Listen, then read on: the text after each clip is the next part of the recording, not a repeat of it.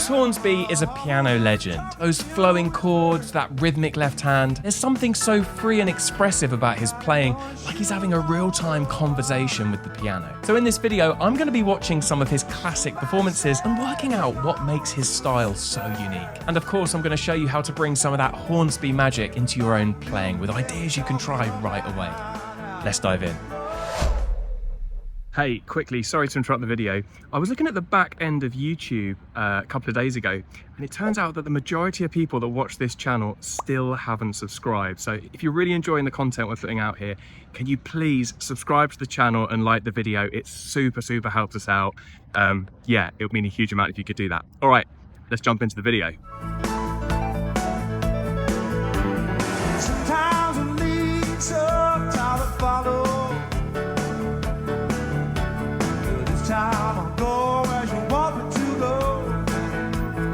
This is such a good groove. I love this. It's like a rocky, bluesy kind of thing. And what he's playing here, those kind of shapes where you're moving in your left hand between the root and fifth to the sixth and then back. And it just creates all these kind of bluesy little left hand lines. And then when you move down,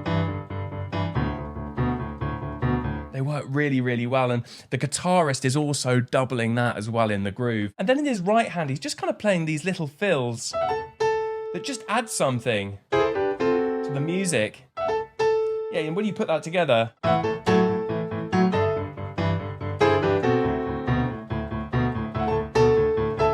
it's got that kind of feel to it. I mean, it's not exactly what he's playing, but these are the rough kind of ideas of what he's using here. She said maybe today, she said maybe tomorrow. A lot of interplay between the hands there.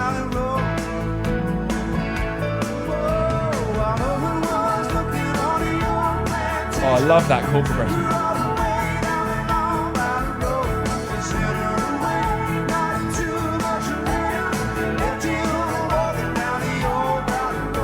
Oh, that is cool. Oh man, I love that.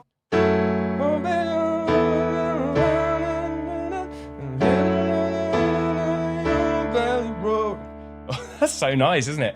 Sometimes people take a chord progression and a melody in isolation. They talk about why a melody is so good, or why I love that chord progression. But actually, it's the fusion of the chord progression and the melody that makes something really like hit. And for me, that is exactly what's here, right? The backing vocalists, whatever the words are, they're singing an E and an A.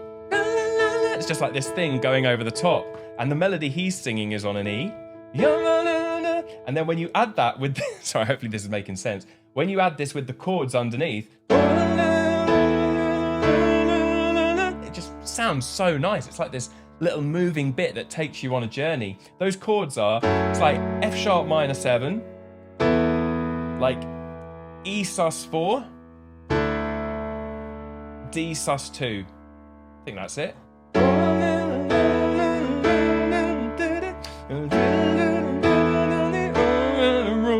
Just, it's the combination of those two things, particularly when you've just had that static kind of moving, where it's quite kind of spiky, and then suddenly you get this kind of breaks free, you know. Oh, I love it. Really cool. Walk on Valley Road. Walk on. Whoa. Walk on home.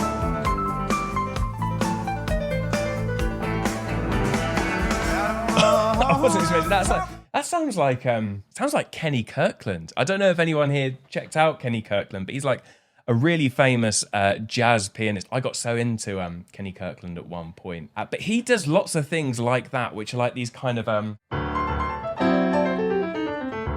there's lots of interplay between your hands. And again, he's locking into that 16th. Very percussive soloing. You know, he's not playing these big, long melodic lines. He's really kind of... really just got so much energy, that kind of style of soloing. I didn't know he had all of this like under his fingers. He's got so much in there. It sounds just like Kenny Kirkland to me. It's really cool. All of that kind of movement. Says he's gone to his sisters. That's just like Kenny Kirkland. Talking about while everyone's looking for the young man. I love this. Showed her what to do down a long mountain road. He came back around like nothing really happened. Left him standing on the old mountain road to walk on, G. Oh, that drummer's great. Walk on, walk on, walk on, walk on, walk on. All those kind of little... He's got a bit of those kind of gospel moves in there as well. I'm going to have to do some serious deep dives into Bruce Hornsby. He's got so many influences in his playing, which I just hadn't appreciated before. There's just so much stuff he can just delve into. It's just all there ready to go. Oh!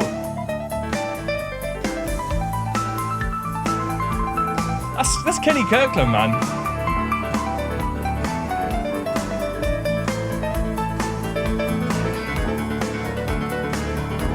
Oh!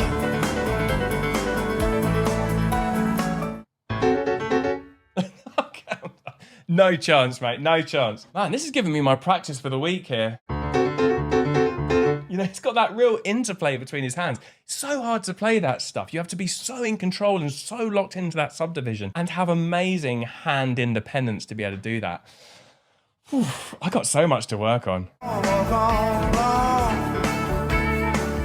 Walk on, walk on, walk on. Oh, signal.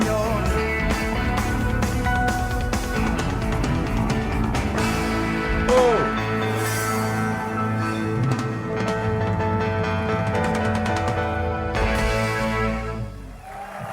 Woo. Sorry to interrupt the video. I just want to tell you about something that I think you're going to find really useful. One of the things I often get asked by people when they first discover the channel is, where do I begin? There are just so many videos and I don't know which one to do and what one's going to help me and what do I do? So I've been working on a quiz, right? And what this quiz does is it asks you 12 questions about your piano playing. Everything from rhythm to how you make arrangements, your kind of chord knowledge and your theory knowledge. It will tell you an area in your playing that you're doing really, really well. In other words, what's going well in your playing.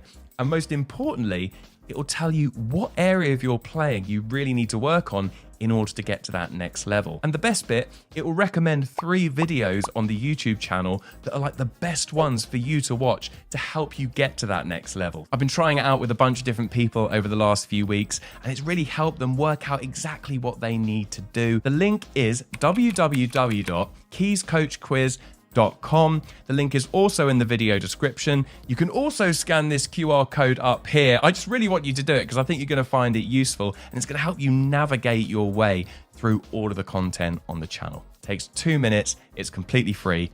Give it a go.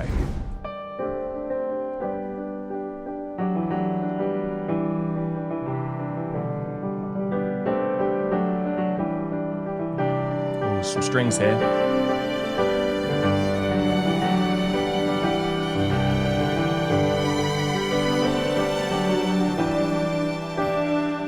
I love this song so much. If you don't know what it is, it's called The Way It Is by Bruce Hornsby and the Range. And it is just a classic. Like, it's one of the most iconic piano intros ever. I remember learning this, figuring it out by ear.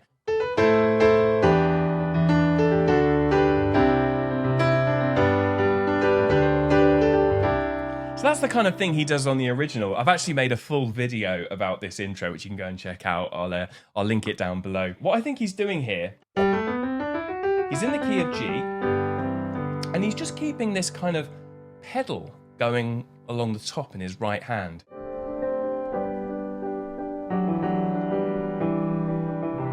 And all he's doing is just keeping that flowing like that. And then in his left hand,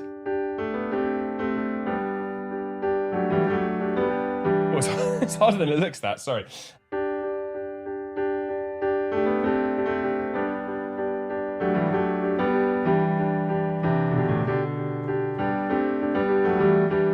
Not perfect, but it gives you an idea.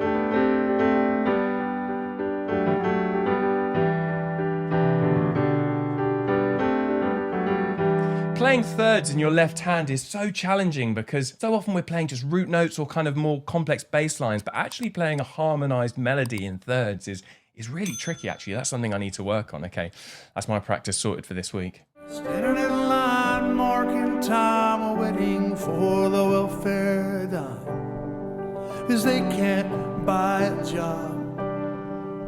Man, this looks He's just keeping that all the way through. his eyes. Just for fun, he says, get a job. Oh, that's just the way it is. Some things will never change. I love that little lick he uses in this song. You just immediately know what song it is, right? What he's doing there is he's going down from chord 1 to flat 7, which is F, and then he's going to C. You see that? So he's going to chord 4. He's going 1, flat 7, 4, and he's just playing fifths in his left hand. Very, very simple, all major chords. And then in his right hand, he's kind of just found a little kind of sweeping melody that uses kind of fifths and sixths. He goes, that's a sixth interval, that's a fifth, between the A and the E, which is like an F major 7. It's like a little C color chord. I call it a color chord, but it's basically like C add 9. So it goes, so nice to play. Yeah, really cool.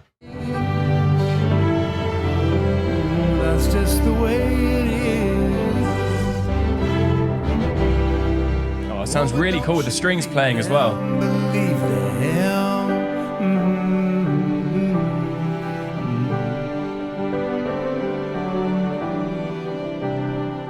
His right hand all the way through that is just so subtle. It's just kind of just there in the background all the way through.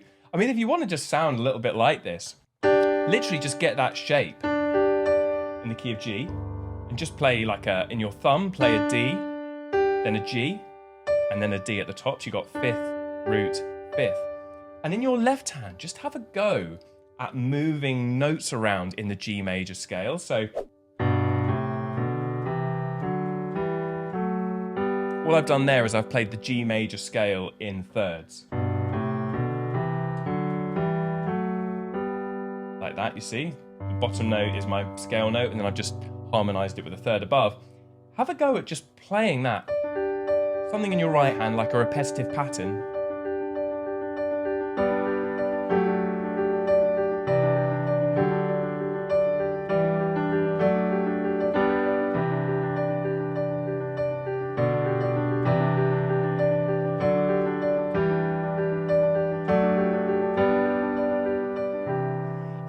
It's a really simple technique, but it kind of works well. You might find that there's a little bit of kind of hand independence work you have to do there, because it's quite hard to keep a pattern going whilst also moving those thirds. But it's a great way just to think, oh, I might start a song like that this time. Rather than go straight into the song, this is a little technique you could use just to kind of create your own intro. Ooh, piano solo.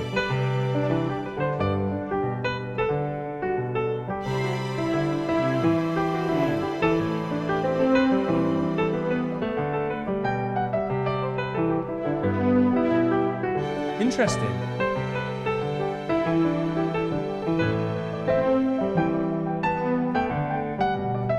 Yeah, it's interesting how he's choosing to play that solo. What he's doing there is he's taking quite a lean approach to soloing. I mean, there are some strings in there, but you know, there isn't a big band to keep the groove going. You could solo in a way that's like,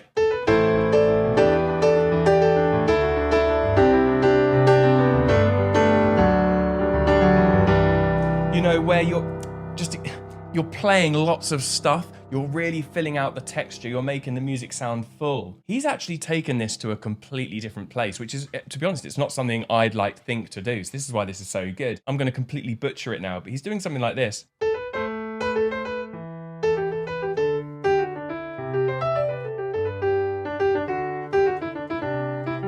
You know, he's playing a single line in his right hand, which is just very kind of almost staccato-like and percussive. And then his left hand, I think he's just playing simple root notes and occasionally doubling that cello line. Really interesting what he's doing there. It's almost like a kind of classical piano approach to improvising. It sounds more out of that world than the kind of jazz world, if you see what I'm saying. Very cool.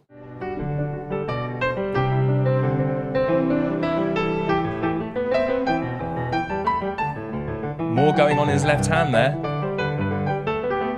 Ooh.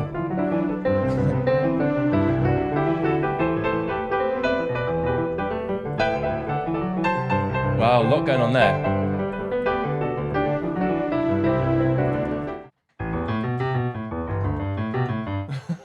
Blimey, okay, this is challenging me, okay. Okay, he's doing this repeated pattern where he's essentially arpeggiating up the chord, adding in the second as well. So he's going root, fifth, root, second, third, second, root, fifth. And he does that on each chord. And he goes to the same thing on a G, and wherever he goes to a D, you know, very, very complex. It's going all the way through, and then he's soloing on top in his right hand. God.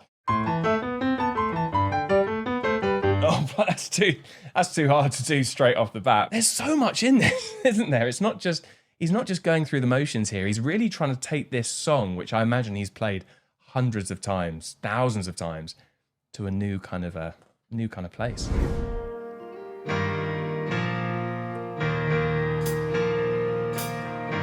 Oh.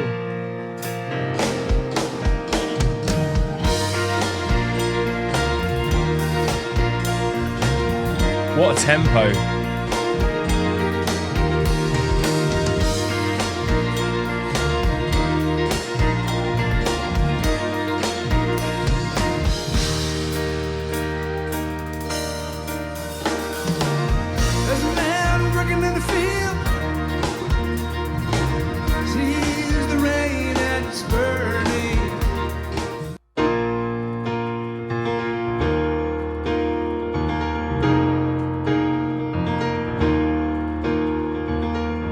This is what we call a Mixolydian kind of chord sequence. So what he's done here is he's in the key of B flat, and he's flattened the seventh, okay? And that gives us the Mixolydian, B flat Mixolydian. Now, normally in a major key, it would be chord 1 would be major, chord 4 would be major, and chord 5 would be major. B flat, E flat, and F.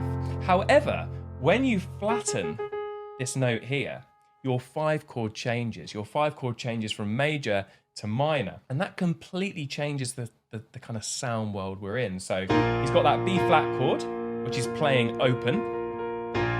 Then he goes to chord 4, which he plays as like a sus2. And then here, rather than playing F major, which we don't want, he plays like an F minor 11 shape, which just really creates this beautiful kind of alternative 5 chord that just gives the whole progression a different feel. So it goes B flat, E flat sus2, F minor 11, E flat sus2. It just completely changes what would normally be quite a simple progression, 1, 4, and 5. Tweaking that 5 chord to a minor, oh, so many possibilities open up, and it just changes the whole sound of it.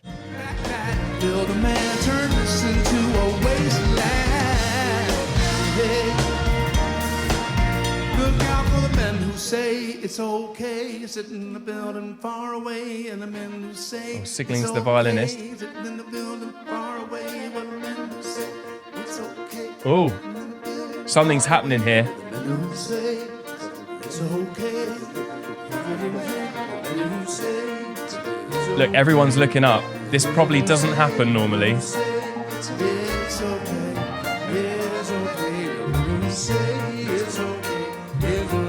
Okay, they're playing.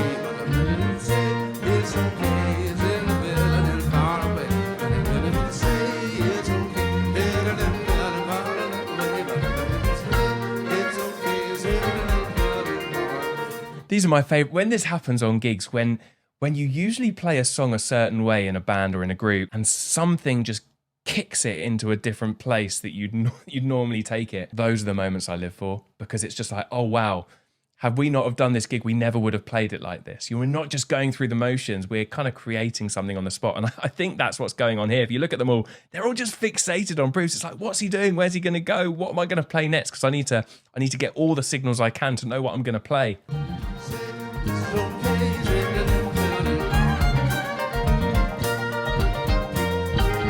So they've kind of started a new groove.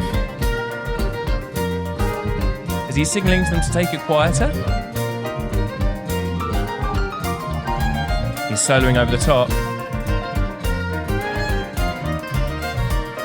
See, we just made up a whole new section. See, we just made up a whole new section. I knew it. He's using his body to signal the dynamics, isn't he, here? It's like, he's playing like Keith Jarrett.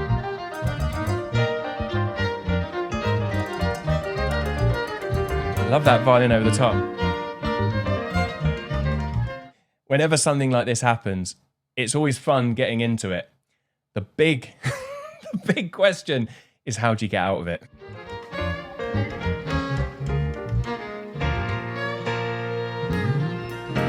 Oh! It's just straight into the outro. There we go. Love that. So how's he going to bring it to a close? Oh!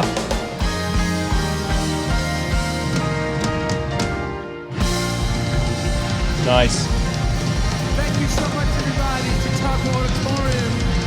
Such a great time playing for you all. I love those big endings. Oh, let me see the people. Let me see the people. Let me see the people. Drums go mad. Oh, big 4-1.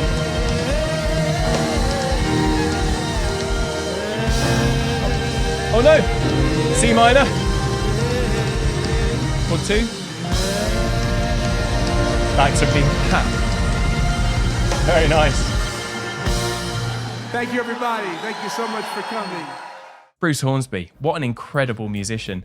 I've really enjoyed doing this video. There is so much in his playing that I just want to kind of get under my fingers as well. So I'm going to be working on that in my own practice. If you enjoyed this one, I think you're going to love this video up here where I do exactly the same thing with Elton John. Go give that video a click. I'll see you over there.